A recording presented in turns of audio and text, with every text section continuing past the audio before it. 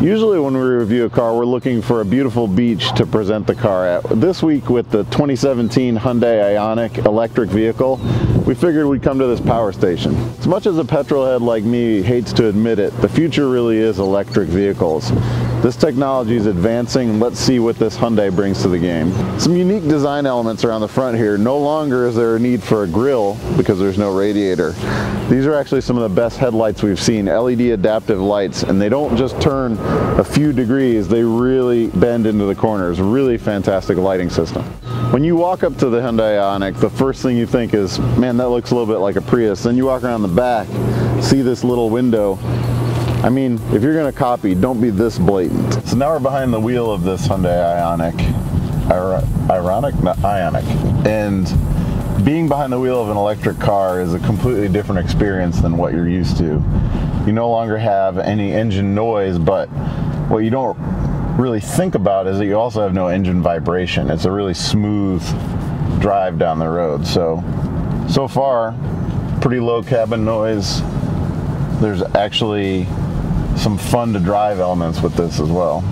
One of the first things we noticed when we got in this Hyundai is there's actual paddles here behind the steering wheel, which normally you'd think were for shifters, but in this case what they do is change the amount of regenerative braking. So when you lift off the gas, the car starts slowing down. Basically what it does is it uses the motor as a generator, put power back in the battery. What's cool about this is that you can set it up for a little bit of slowing down or even more if you're in the city, and you don't even need to touch the brake pedal. In fact, it stops so aggressively that it has to turn the brake lights on. One of the first questions that anybody ever asks about an electric vehicle is, what is the range?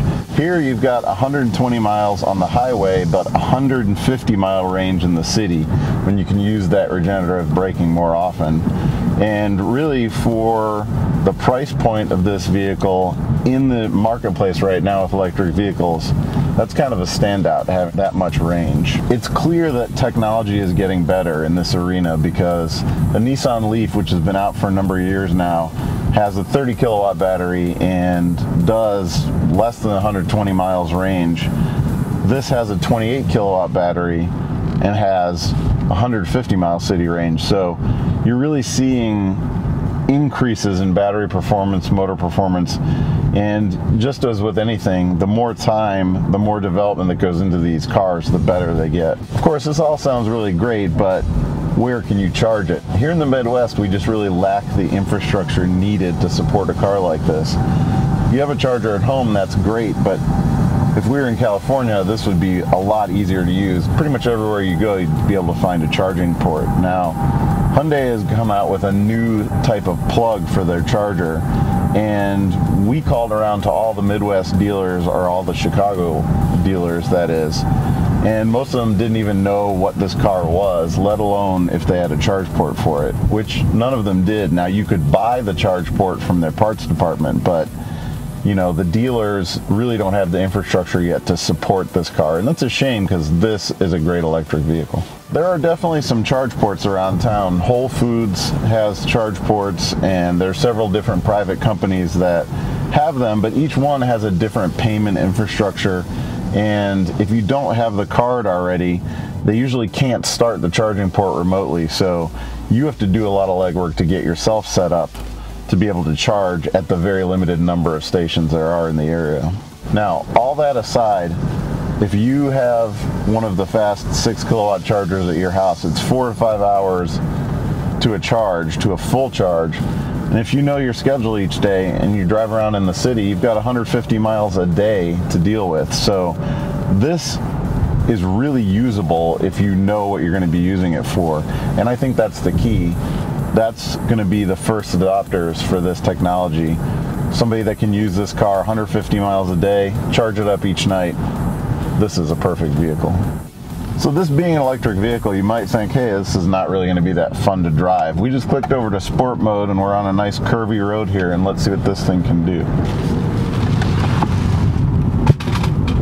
This actually has really good grip, and the throttle response in sport mode is instantaneous. Okay, so now that we've been in sport mode for a little while, we used up a little range, and that brings me to something that happens when you have an electric vehicle, and that's range anxiety. You know you need to get somewhere, you know how far it is, and you're looking at that mile on the dash, counting down as you use the energy. You know, it can be pretty stressful, so hopefully we make it back to the charge port. When you have this much great technology in the drive system of a vehicle, you'd expect the infotainment system to be one of the best, and it absolutely is here. What you've got in this system is multi-screen display, but one of the keys here is the EV setting. So you can look here for nearby stations, you click on the range and it'll show you a map where your actual circle of range is and the chargers that are in that area, but it also overlays their availability, which is really cool. In addition to the great nav system and some of the EV features here, you've also got a lot of available apps, Android Auto and Apple CarPlay, but there's also just a ton of charging ports here. You've got USB and 12-volt outlets here, you've got a fast charging port in the center, and then you've got a wireless charging port here that you can set your phone in. So lots of places to charge up.